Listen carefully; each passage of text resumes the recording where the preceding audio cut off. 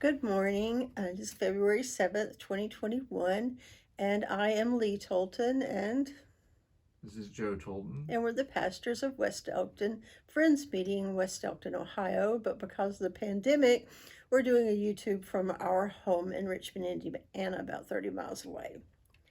And when things are forced on us, like this pandemic comes out of nowhere, and uh, there's civil unrest that we don't want to have anything to do with. We can feel totally out of control in our lives, but God always assures us that God respects our choices. God wants us to make our own choices. It says in Corinthians that you are given freedom, but you're supposed to make wise choices with how to use that freedom. That the focus isn't on the freedom, it's on the choices.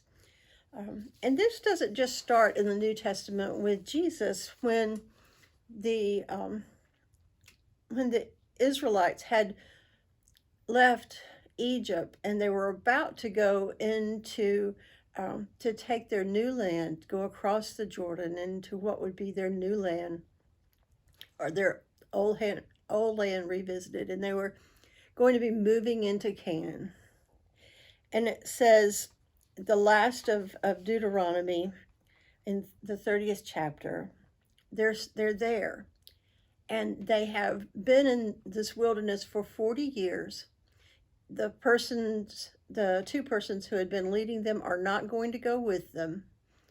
And instead of God saying, well, you better be good, God says, I have set before you today life and prosperity, or death and destruction.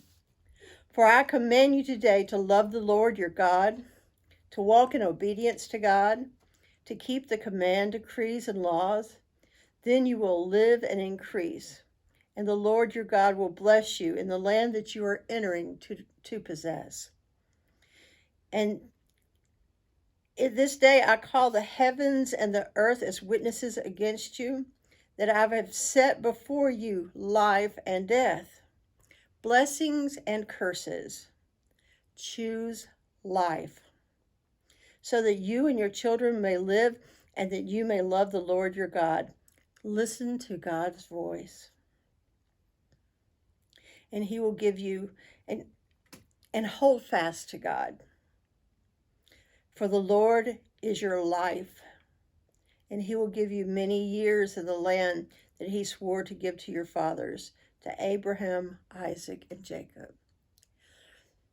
So the Lord wasn't abandoning them.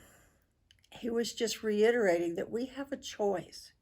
We can choose life and prosperity, or we can choose death and destruction, even when things as outside of our control as pandemics or civil unrest happen. This past week, one of the podcasts that I like to listen to, Life Hack, had Michelle Goldstein on, and she reminded her listener, she's a minister and a life coach, and she reminded her listeners that your mind is the most powerful tool that you have for the creation of good in your life. But she warned, if not used correctly, it can also be the most destructive force in your life. And she reiterated that to control your thoughts means to influence the way you live your life. And that's what God was saying to the Israelites as well.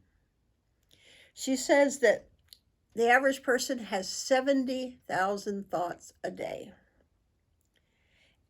and that we can be in control of those thoughts. But if they are unproductive, self-abusive, and a general waste of energy, that's because we've chosen the wrong thoughts.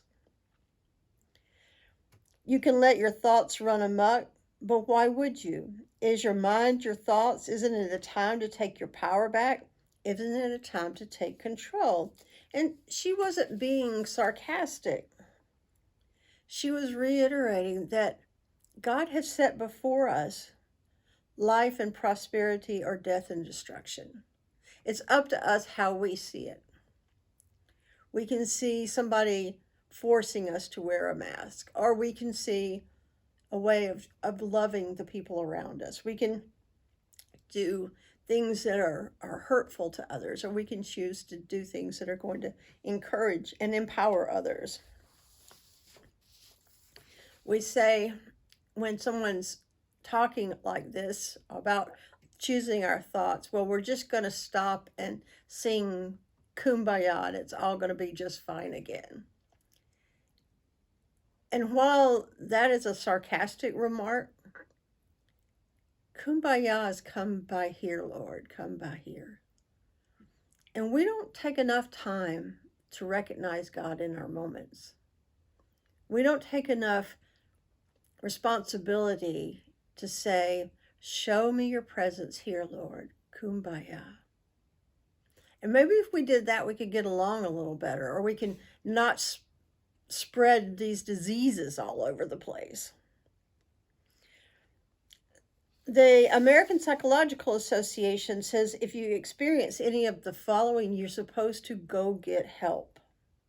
If you feel overwhelmed, if your feelings make you fatigued, if you have rage or resentment that is bigger than what is going on, it's an overreaction of what's going on. If you not just are an introvert, but if being around people makes you irritable, if you lose interest, if you feel hopeless, and these are particularly important thoughts to think about. Are you thinking about hurting yourself? Are you thinking your life isn't worthy? Those are signs that you don't just need to change the way you're choosing your thoughts. You need to see a doctor or a therapist. And you can call and talk to your minister. Whatever seems to be like the first step for you, take it. Because I know sometimes just the first step is the hardest. But if what's happening is you're just down and out because you've been thinking about, oh, how horrible it is we have a pandemic. Oh, how bad it is that we're going through these tough times. Lost jobs, or someone in your family has died, or several people in your family have died, or close friends have died. This pandemic has been very depressing. But we can have power over our thoughts. One of the things that is thought to do better is if we just look at choosing one thing that is positive or good that has come out of this situation. And you think, how in the world can something good come out of a pandemic? But if we choose to look for it, we will find it. When we knock, it will be opened. When we seek it, we will find it. God tells us that we can do these things.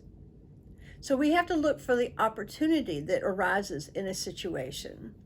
How can we be loving and kind to other people? How can we show them respect and encouragement? How can we be loving and kind to ourselves? One of the biggest things to weed out of the garden of your brain is negative self-thoughts. Thinking derogatory or diminishing things about yourself or about others too. Sometimes we just project it onto others when we don't feel well. And it's important to look at your life as an opportunity to learn from whatever moment that you're in. It doesn't matter if it's like the worst time ever for many people. They've lost 2 jobs and the kids can't go to school, and they're doing without food, and it is a tough time. And I'm not just being sarcastic or unrealistic to tell you to choose life, to choose prosperity during a time that is going to be very frightening. When God said this to the Israelites, they were heading into a whole wealth of goodness, but they were also going into a fearful situation with people that were a lot taller than them. And so, a lot bigger, a lot better fed than they had been. And one of the complaints that they had was to God was that He didn't put enough, or God didn't put enough flavoring in the manna. They got free manna from heaven, they didn't have to work for it, but they complained about that. And so He knew that there was a chance that they would do that again, that they would choose to look at the glass as being half empty. And so He reiterated, choose life, choose prosperity. And it's shown that people who are actually members of churches have fared well, not as badly as those who weren't during this pandemic. The NPR said in April, the crisis has actually caused us to do a better job of picking up the phone and checking on our members. And this was from Randy Lyle, who is a pastor at Meadow Ridge Baptist Church in Fort Worth, Texas. It's made me, he said, refocus on connecting individually with people. And I have our staff checking on every elderly person in the congregation every couple of weeks just to see what they need and how we can serve them. And he chose to focus on how the pandemic has made that church better. But he's not the only one that feels that way. Pew Research said more Americans than people in other advanced economies around the world have strengthened their religious faith during this time. About 4 in 10 say it has made their families stronger. Nearly 3 in 10 adults say the outbreak of the pandemic has boosted their faith in God.